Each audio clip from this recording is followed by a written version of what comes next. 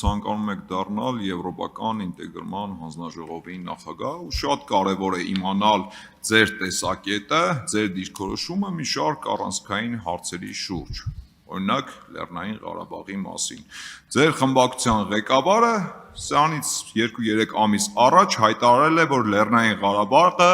ստեղծման օրվանից ճանաչված անկախ հանրապետություն է եղել։ Որն է այս հարցի շուրջ ձեր դիրքորոշումը, արդյոք ճիշտ է այդ պնդումը, թե ոչ։ Եվ երկրորդ հարցը, այս նույն հանձնաժողովի ձեր նախորդ թեկնածուն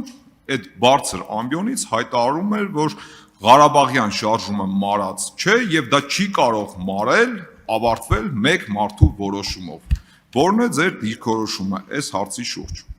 Շնորհակալ եմ։ Տեսեք, ուրեմն Արցախի մասով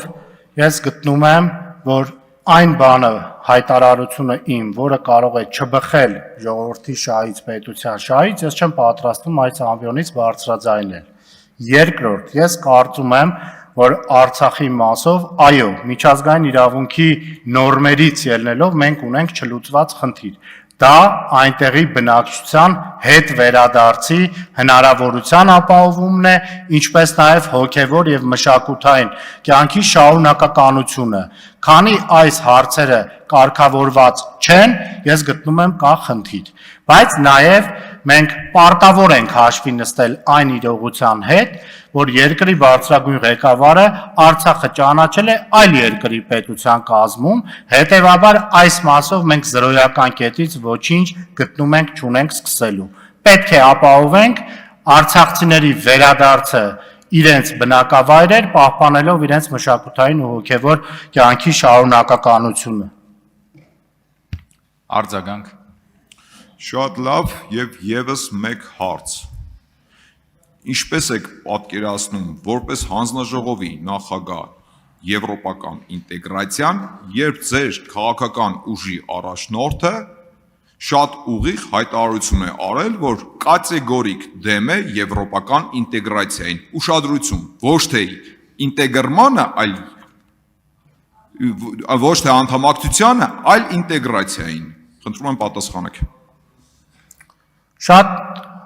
ռեալ հողի վրա պատկերացնում եմ, ասեմ ոնց։